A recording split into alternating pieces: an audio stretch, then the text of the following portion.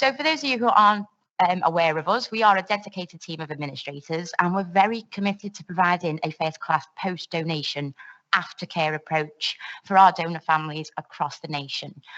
We're a team that were founded back in 2016, established only 4 years ago. So we're relatively new, and we are dedicated again to provide administrative support across 12 regions, and we work very closely with the specialist nurses for organ donation. And together, we would like to create an exceptional donor family experience. And the whole team strive to achieve an environment of continuous improvement all the time. Next slide, please.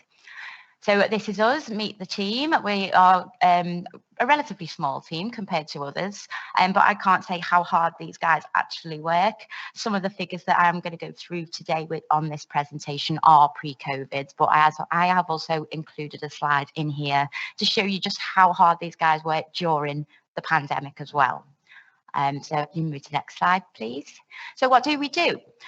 Here at Donor Family Care Service, in the last year, we've managed a workload that's associated with over 2,000 donor records. So we liaise with GP surgeries, microbiology labs, our specialist nurses, to ensure the provision of safe transplants and that results are looked at by our nurses in a timely manner. We compose outcome letters for our donor families to let them know who has received the transplants following their loved one's donation. And in 1 year, we average around 4,500 outcome letters. Included in our workload, we print and distribute approximately 2,500 donor packs to the nation's nurses. Those donor packs include all the paperwork and information that they need to give to families at the time of their loved one's donation. Obtaining a recipient follow-up for 1,500 donor families who quite often around the time of their loved one's anniversary, you know, they want to know how the recipients are doing. They're thinking about them, especially during the pandemic. You know, we found a lot of our recipients are shielding, and the donor families are really concerned about their well-being. And we are receiving a lot of inquiries about the well-being of the recipients, and it's our team's job to facilitate that and to encourage, you know, that liaison with recipient coordinators in transplant centres, and to work collaboratively to make sure that we're all on the same page, we all understand where our touch points are, and that at the heart of this we do have our lovely donor families who've made the incredible decision to donate at one of the most tragic times of their lives. And then on the other side of the coin, we then have our recipients who are, you know, recovering well.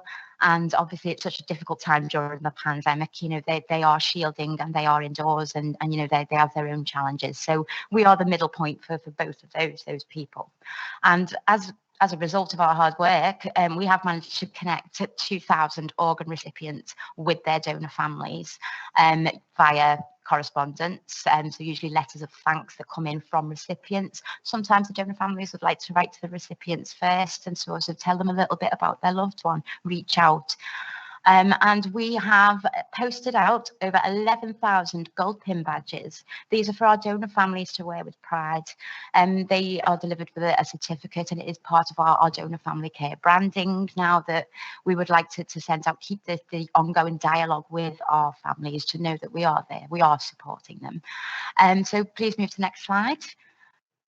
And this is our mission statement, driven by the team themselves, that they deem the Donor Family Care Service are dedicated to working collaboratively to provide a high quality and efficient service to donor families and NHS trusts. So there we can see the image of the jigsaw. Next slide is our branding, as I've just spoke about, the gold pin badges. Now these are sent to all consenting families. We thought it was such a nice touch to have the branding. You know, we can send on the pin badges to families sometimes who may consent and transplant cannot go ahead. You know, we still want to convey our messages of thanks for them to make that decision at such a difficult time, providing packs with family information, leaflets regarding bereavement, encouraging the families to write to the transplant recipients. You know, we often include those leaflets to some families who are struggling to move on and to find closure after the loss of a loved one. The thinking of you card is also a nice touch. Our specialist nurses hand over to my team.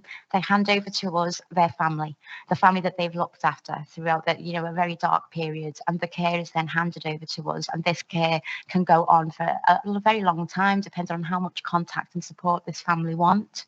At the 1 year anniversary, the team will also send them a little thinking of you card just to say that, on the anniversary of your loved one's death, we are thinking of you.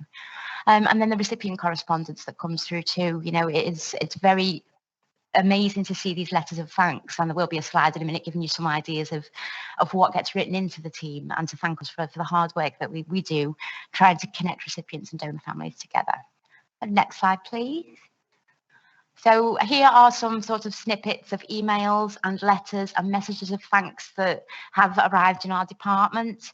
I will just sort of focus in on one of them, and it's the one that says, "What a lovely surprise. Thank you so much for following up on this. It means the world to me. Honestly, I did not expect the records would be retrievable. Thank you for your time, effort, and kindly getting back to me." Now, this was a message from a lovely young lady whose dad passed away 30 years ago. Her mum had a letter that explains the outcome of her father's donation, which she would like to have, and they'd lost the copy. But my team worked incredibly hard after 30 years to retrieve some notes that led us to that letter to be able to provide her with a copy. And that is part of her father's legacy. So she was incredibly happy with the service that she received from the team. And this is what we're striving to achieve, to make that contact, to let the families know that after donation, we are always here and we always will be here to help them through and to connect them with the recipients as well. Next slide, please. And improvement projects. So most successful project would have to be a project that was led very recently just by 3 of our donor family care administrators. So looking at our key performance indicators, we were looking at some of the targets that we weren't achieving as a team, one of which was families asking for follow-up. How are other recipients doing after transplant? We have 60-day turnaround time on these requests, and back in 2018-19, we received a lot of follow-up requests, and unfortunately, we were only reaching 37% of those requests out in time within the 60-day time period. This has now been increased to 95% of those follow-up requests being met on time to those families.